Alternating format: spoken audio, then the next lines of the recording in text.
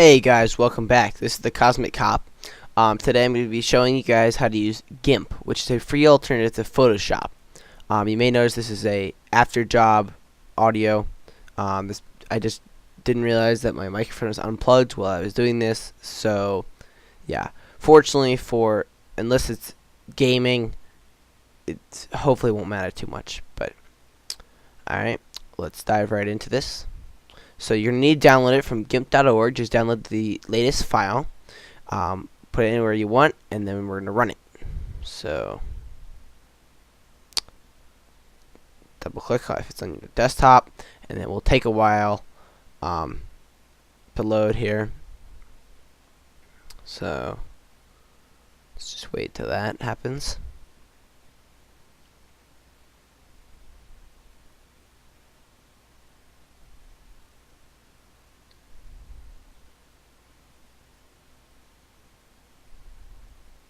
So GIMP I use for a lot of things. I use it to make all my thumbnails for YouTube. I use it to make lots of personal pictures just for laughs.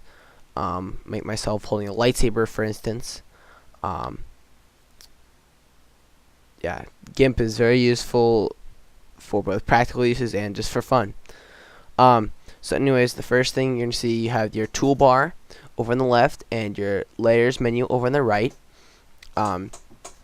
Actually, the toolbar will not have those tool options in the bottom, so we're going to need to add that here in a second. But yeah, so you're going to go to Windows, and then dockable dialogues, but that's not going to work since I already have it on there. So I'm just going to delete it to show you guys how it works. Delete that tab. You go back up to dockable dialogues, and then it's going to open up its own window. You're just going to drag the tab over to the toolbar. There you go. Now you have your tool options over there. So first we got to create an image. So we're going to go to File,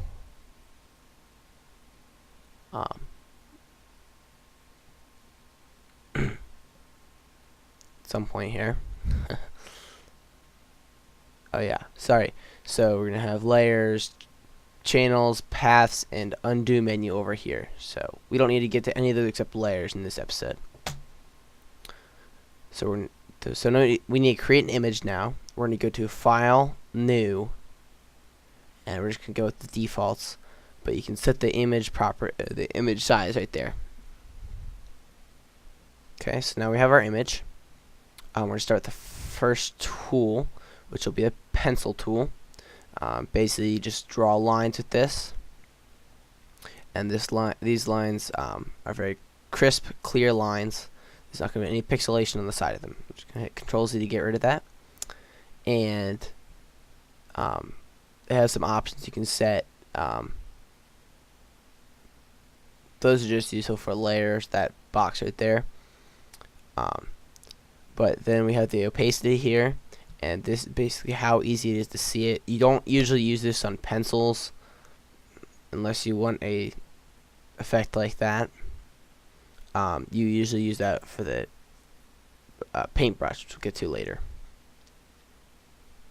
So we have brushes. We can get a crisper brush. We're just going to switch to a crisper brush. But there are lots of brushes that they can use, including like star shape and donut shape, whatever. So, and then we're gonna move on to the size. So you'll notice I have that kind of cross-shaped cursor. You get that, and that's used for adjusting the size by smaller amounts. And then you can see the spear-shaped one I have there. That one is used more for adjusting to bigger amounts. So.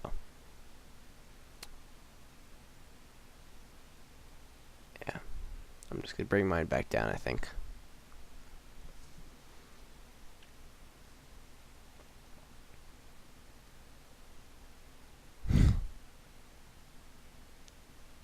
Okay.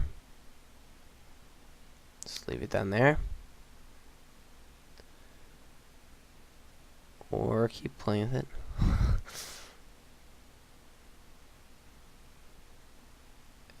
Okay, I'm just gonna bring it back down now. Okay.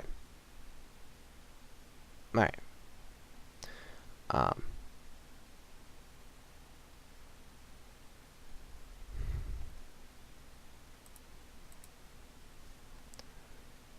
So alternatively, with these bars, you can enter a. You can type a number right there. So these two you don't really need to mess with. I'll get to those in later episodes.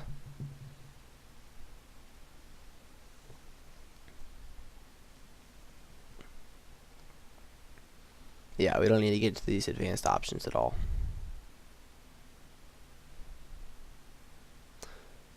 So.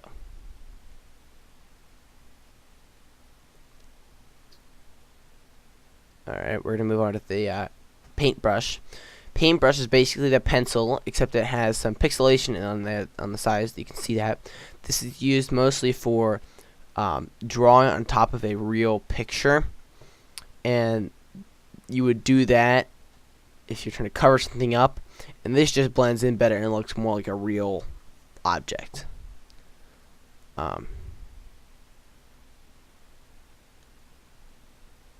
There are other ways you can achieve this effect, and we'll cover those later when we get to the smudge tool.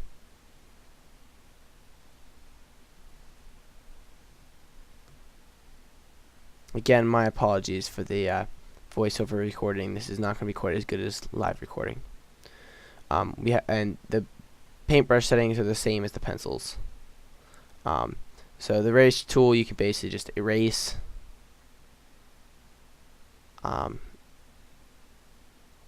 Yeah, pretty simple.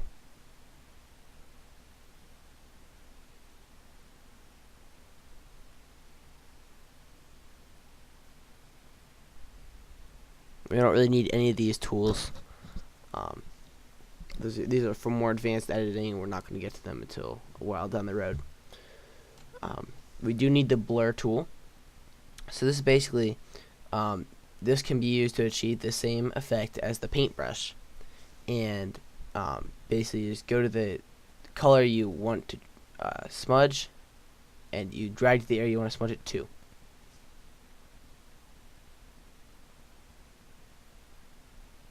So you can see I kind of messed up there. I went like 1 pixel into the white above and dragged it down to the black.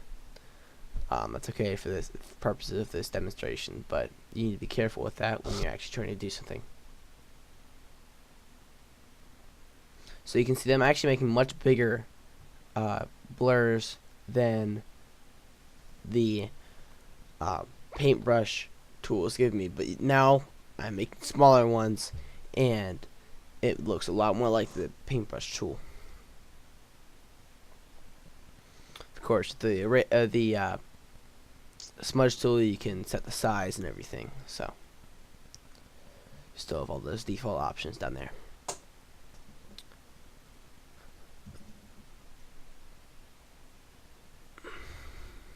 Okay, I'm going to move on to the dodge and burn tool. No, or not. Okay. Yeah, dodge and burn tool. Okay, so this basically is for lightening an image or darkening an image. I use it a lot to change the time of day in a picture. You can change the time of day in a picture, the perceived time of day, from high noon to twilight. You can't really go to dark night just because you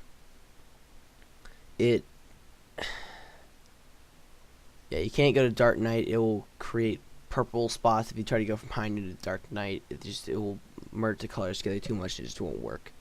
But you can get pretty much from high noon to twilight, and that's really cool, especially when you're trying to create a darker picture. With a darker theme. So dodge is lightning, so you'll make it whiter, and burning is black, so it'll just make it darker. So again, you have the default size options. If it doesn't actually work on black because you can't make black whiter, the tool just won't do that. But if I had a picture here, you could just lighten it or darken it.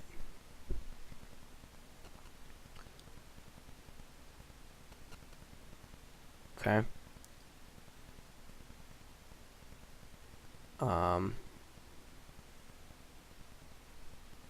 think we're going to move on now to the selection tool. Okay.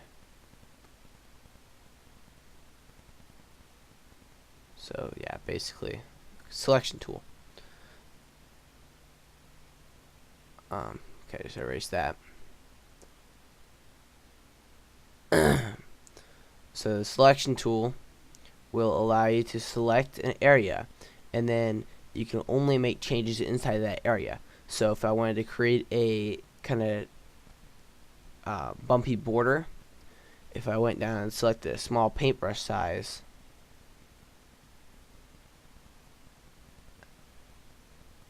and I draw along the border there, you can see that it only shows up within the selection I made.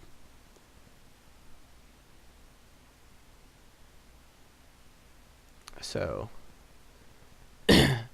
this can be useful if you're just trying to edit a very small part of your picture and you don't want to risk altering the rest of the photo.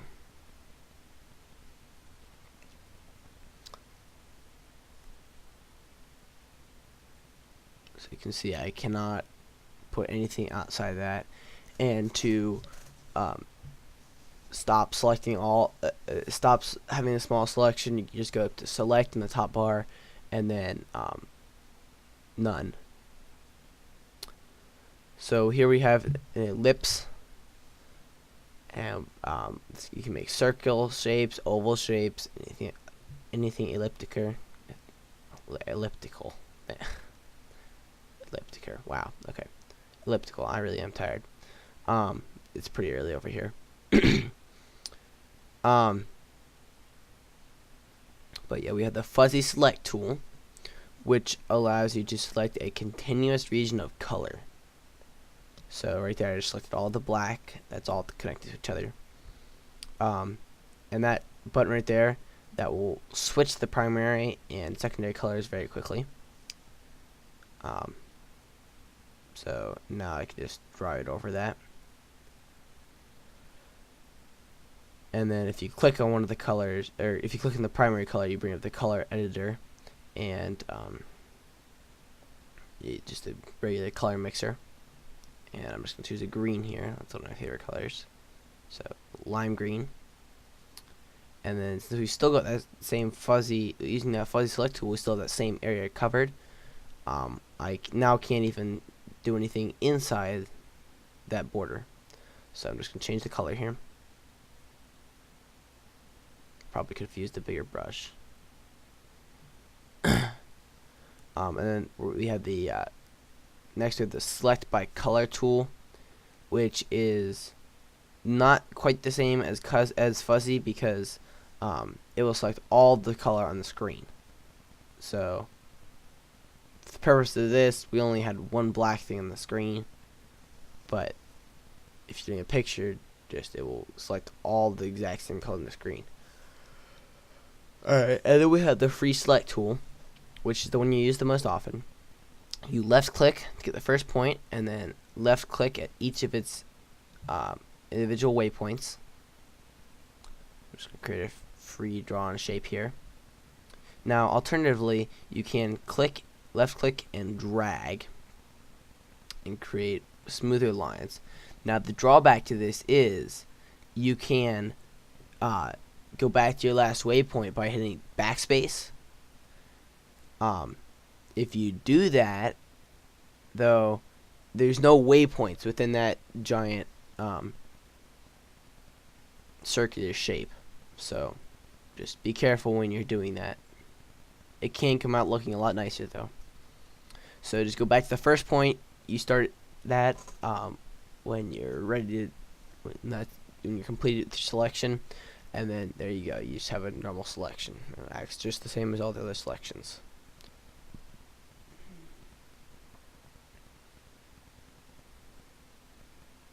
So we're going to move on to the color picker tool. pretty generic tool, pretty universal in terms of graphical software. If any of you are familiar with Microsoft Paint, you'll know what a color picker is. Basically, you just click on the color you want, and it will go to the primary color.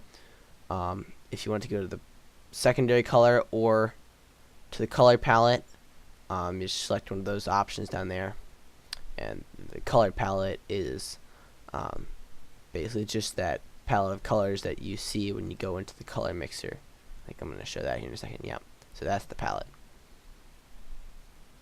Okay. Magnifying tool. This isn't very useful. You left click to zoom in, and then you go over there and you select the option to zoom out. But I usually use view, zoom, and then choose the zoom level. Or if you're on a desktop or you have an external mouse, you just hold down control and mouse wheel. That's actually the easiest way. So there you go. Yeah.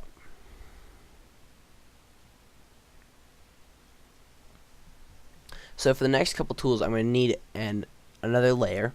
I touched on layers earlier, but now we're going to actually use a layer. So we're going to Control X this out of the picture.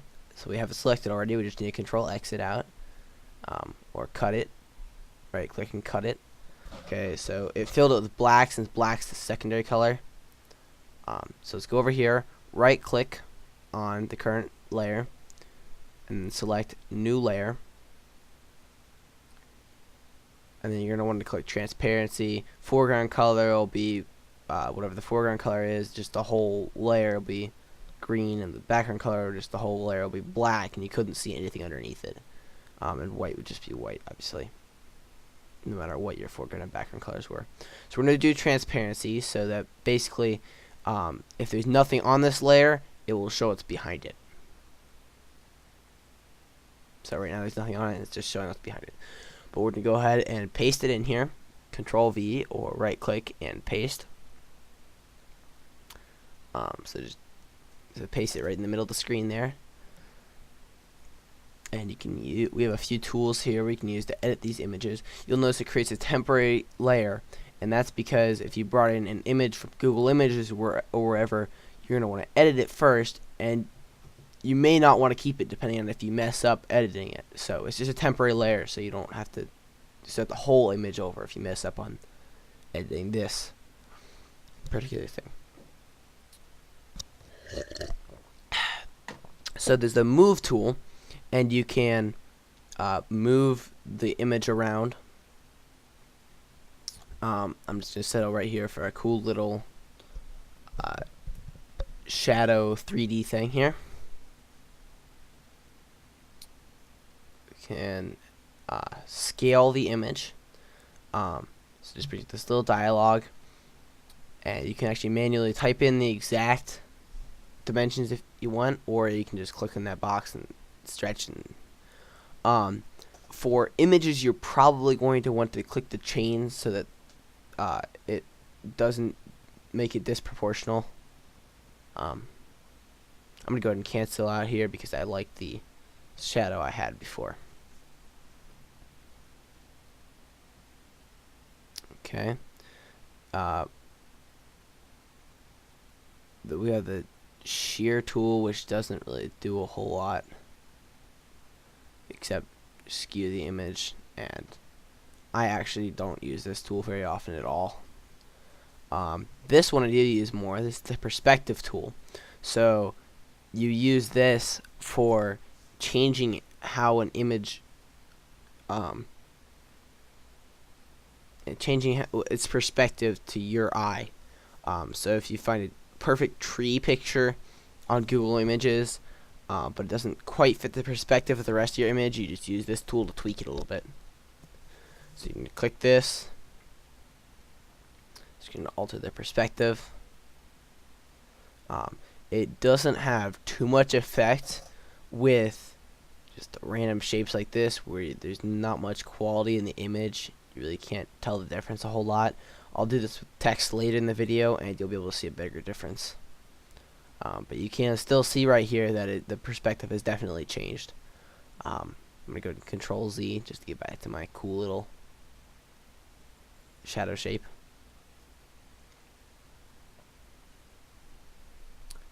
Then we have the flip tool, or actually the rotate tool. Basically, you can just rotate the image. Self-explanatory. Control Z. Flip tool. Just select the thing you want to flip, and it flips it. Basically, just 180. Alright. Move on to the text tool, I think. Yep. So for the text tool, you're okay. We're gonna merge down our layers. So we say we want to keep this. This is good. Right click and merge down. Okay. Then you can get out the text tool. Actually, we're gonna merge all the way down, I think. Yeah, we're gonna merge all the way down. Okay. So now we just got one layer again.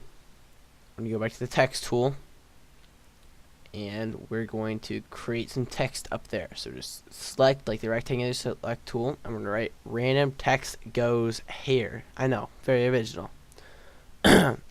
But to modify the text, you're going to want to select it all, and then you can change the color right there, or you can. We're going to change the font here. Actually, we're going to change everything. So you can go up there. I'm going to type in Times New Roman. Change the font to Times New Roman. You have the bold, italic, and underline, and strike through. I kind of forgot about strike through when I was recording this. You can adjust the size right there, and those two will adjust how much room the text takes up vertically and horizontally, respectively. I don't really use those, but just to let you guys know they're there. Then we have colors, which basically just be the same mixture that you guys saw for the primary and secondary colors. Same generic mixer. We go with yellow for this, and since the yellow doesn't show up very well on the white, I'm going to use the box tools to move it down. So they're the same controls as the rectangular select tool. So move it to the top of the green, since it shows up better in the green than it does in the white.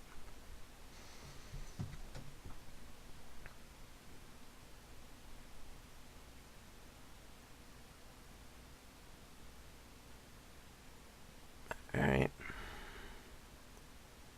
And there we go.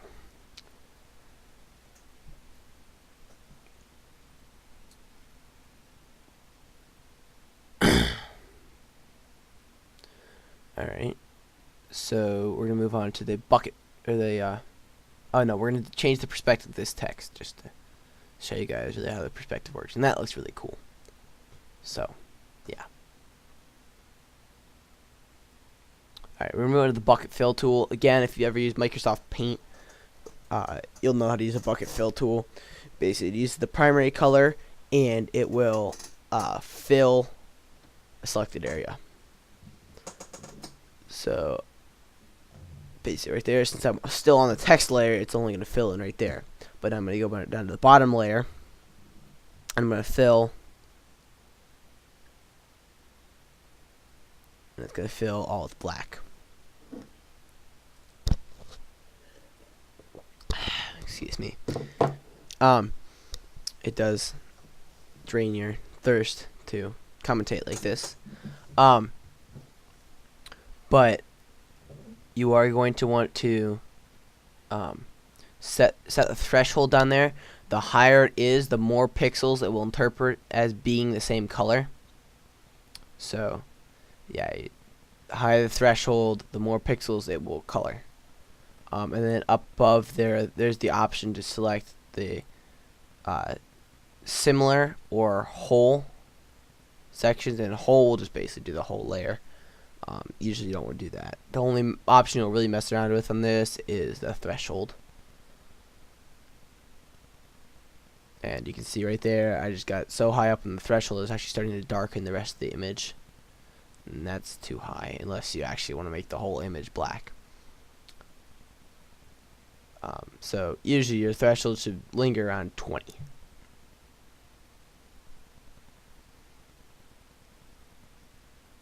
So, yep.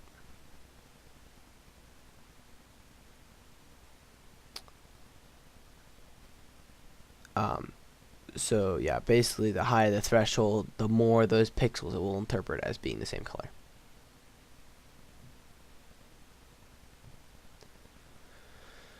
Alright. And yeah, so it will interpret more of those pixels. So we're gonna move on to the gradient tool. The gradient tool is for making a continuous blur of colors. I'll just give you a quick demonstration here. So there's a black to green gradient that goes all the way across the screen. I'm going to go ahead and undo that because I didn't want that right there. Typically, you're going to want to make a selection before you do that, unless this is the base for your entire image. So right there, I just cover the entire text layer with that. But you can use this to edit text by selecting the text. There's an easier way to do that. I'll show you that in the next video when we talk about creating graphical text.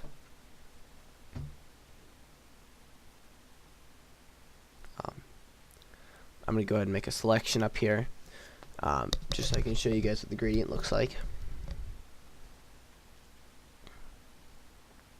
Go back to the layer it's on, and there we have a dark gradient. So you'll notice that where my line places has an effect on the color that comes out there. So if I put a short little line above it, up here, then it'll only get the bright green. But if I make the merge in the middle, it will get black to green, and it will, since it was a short line, it will make the colors close together. And if I just put the line down here, then it'll just be black. Over on the sides, it'll just be a merge. It won't really change anything. And the shorter it is, the less middle colors there are, the more clear the line becomes.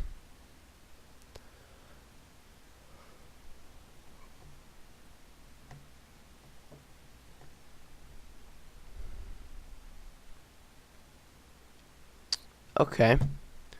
So yeah, so gradients, you can select the gradient you want. There's a bunch of presets here. If you really want to get into editing, there's the editor button over there on the right. Yeah, right there. It's a gradient editor, but you don't need to get into that for beginners. There's a lot of presets you can use.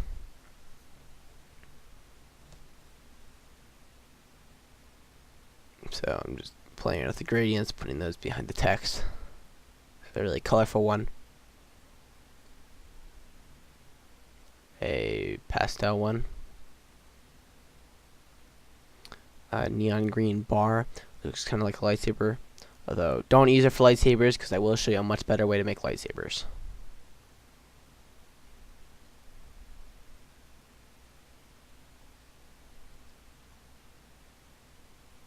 So that's pretty much gradients for you, and that's pretty much the basics of GIMP for you.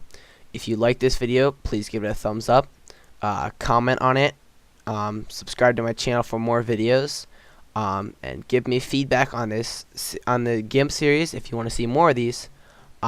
So see you next time, guys.